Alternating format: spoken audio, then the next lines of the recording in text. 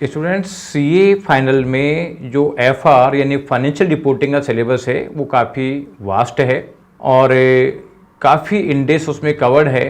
तो स्टूडेंट्स को दिक्कत आती है कि किस तरीके से इस सब्जेक्ट को तैयार करें जिससे कि इसमें हाई स्कोर किया जा सके।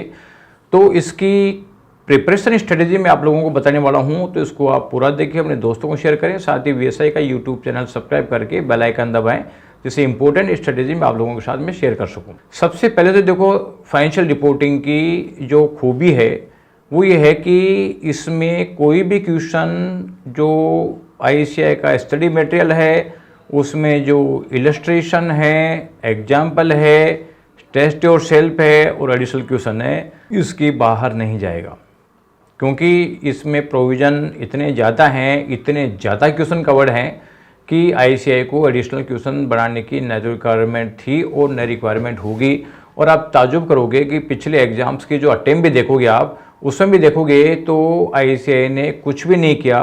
बस ये ज़रूर किया है कि दो एग्जाम्पल को मर्ज करके या दो इलस्ट्रेशन को मर्ज करके एक क्वेश्चन बना दिया, या उसमें फिगर चेंज कर दिए, या कुछ दूसरी कंसेप्ट इसमें ऐड कर दी जो ऑलरेडी मॉड्यूल में है। लेकिन बाहर का कुछ भी नहीं आया और कोई बाहर का कोई ज़्यादा प्रॉब्लमेटिक था भी नहीं। तो इस सब्जेक्ट को प्रिपेयर करने के लिए आपको क्या स्ट्रेटेजी फॉलो करनी है? तो इसमें देखो, पहला काम तो ये करो कि आप जब आईसीएआई का स्टडी मटेरियल पढ़ोगे उसमें इसके सोल्व करने के रूल दे रखे हैं, उन रूल्स को आप मैन को अंडरलाइन कर लो, चाहे तो इसके अलग से नोट्स भी बना सकते हो।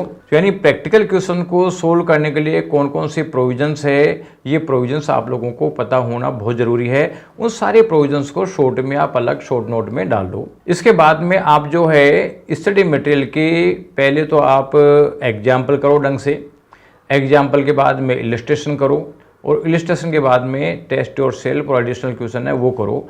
और हर क्वेश्चन को एक बार तो कम से कम हाथ से सोल्व करो। जब एक बार हाथ से सोल्व करोगे तो इसका मतलब है कि फिर आप लोगों को ये पता चल जाएगा कि क्वेश्चन की स्टार्टिंग कहाँ से होनी है। अगर आपके हाथ से सोल्व करे हुए नहीं है क्वेश्चन, केवल और केवल वैसे पड़े हुए हैं, तो आप ये मान के चलें कि एग्जाम में क्वेश्चन आएगा तो आपको पता ही नहीं चलेगा कि कहाँ से क्वेश्चन की स्टार्टिंग करनी है। इसलिए एक एक क्वेश्चन हाथ से सोल्व किया हुआ होना चाहिए।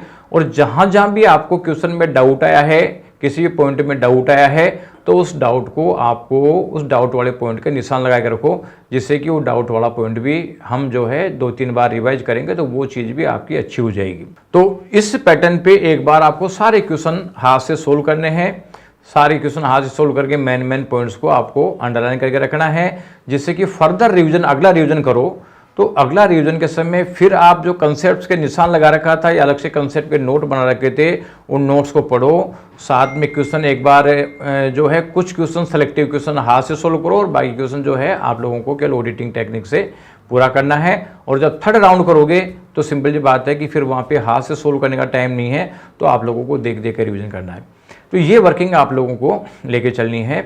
इसके अलावा सब्जेक्ट को प्रिपेयर करने के लिए, क्योंकि सब्जेक्ट ढंग से प्रिपेयर हुआ कि नहीं हुआ, उसके लिए अगर आप कोई मॉक टेस्ट सीरीज ज्वाइन करते हो तो आप लोगों के लिए फ़ायदेमंद रहेगा। क्योंकि मॉक टेस्ट सीरीज के थ्रू आप लोगों को एक पढ़ने का शेड्यूल मिलेगा। उस शेड्यूल के साथ जब प्रिपेयर करोगे तो वो आपका सब्जेक्ट स्ट्रॉन्ग हो जाएगा। और जब सब्जेक्ट स्ट्रॉन्ग हो जाएगा तो ये मान लो कि फिर कहीं पर भी कोई दिक्कत आप लोगों को नहीं आएगी। इसलिए आप जो है वो सब्जेक्ट को बिल्कुल ढंग से स्ट्रॉन्गली आप सब्जेक्ट को तैयार करना है। और क्वेश्चंस की कंसेप्चुअल क्लैरिटी पे ध्यान देना है, यानी रटने के बजाय कंसेप्चुअल क्लैरिटी पे ध्यान देना है। और आपको बताऊं कि जैसे आपको ये लगता है कई बार कि यार मेरे को क्या क्या पढ़ना चाहिए, तो देखो आईसीएआई का स्टडी मटेरियल ही सफिशिएंट है। आरटीपी एमटीपी सजेस्टेड ये एडिशनल मटेरियल है। इस एडिशनल मटेरियल से कोई बहुत ज़्यादा जो है बेनिफिट नहीं मिलने वाला। तो पहली प्रायोरिटी में आप स्टडी मटेरियल के क्वेश्चंस करो कंसेप्ट करके, और उसके बाद में टाइम बचता है तो 2-3 आरटीपी एमटीपी सजेस्टेड कर सकते हो। कोई बहुत ज़्यादा की गुंजाइश नहीं है। और इवन जैसे स्टडी मटेरियल को ढंग से करने के बाद आप लोग करने भी लगोगे तो आपको लगेगा कि यार सारे क्वेश्चन करे हुए दिख रहे हैं मेरे को, इसमें नया चीज़ कुछ भी नहीं आ रहा। तो ये जो है आप लोगों को इसी का ध्यान रखना है। और जो मॉक टेस्ट सीरीज है वो इसलिए देना ज़रूरी है कि एक तो शेड्यूल बन जाता है, और दूसरा कि जब आप कॉपी में लिखोगे और फिर मार्क्स आपके नहीं आएंगे तो आपको ये पता चल जाएगा कि किस कमी की वजह से मेरे मार्क्स नहीं आए। तो तो वो कमी आप दूर कर दोगे, और वो कमी दूर कर दोगे तो ऑटोमेटिक जो है आप लोगों के मार्क्स बढ़ना चालू हो जाएंगे। तो ये वर्किंग आपको इसमें लेके चलना है, और इस तरह से तैयार करो कि एग्जाम से पहले कम से कम 4-5 बार रिवीजन हो जाए, और जब ये सब्जेक्ट 4-5 बार रिवाइज हो जाएगा तो बिल्कुल अच्छा हो जाएगा। अब ये सब्जेक्ट लेंथी होने की वजह से कई बार जो स्टूडेंट एक दूसरे को डरा देते हैं और बहुत सारे चैप्टर बच्चा छोड़ देता है, या वो करता नहीं है, या फिर वो कोई शॉर्ट नोट्स में पढ़ जाता है, या फिर वो कोई क्वेश्चन बैंक में कर जाता है। आप लोगों का जो है केवल और केवल स्टडी मटेरियल पे कंसंट्रेट करो, और स्टडी मटेरियल पे कंसंट्रेट करोगे तो आप बहुत अच्छा स्कोर करने की पोजीशन में आ जाओगे। तो पॉजिटिव रह के वर्किंग करो, आप लोगों का स्कोर ऑटोमेटिकली बढ़ जाएगा। Thank you.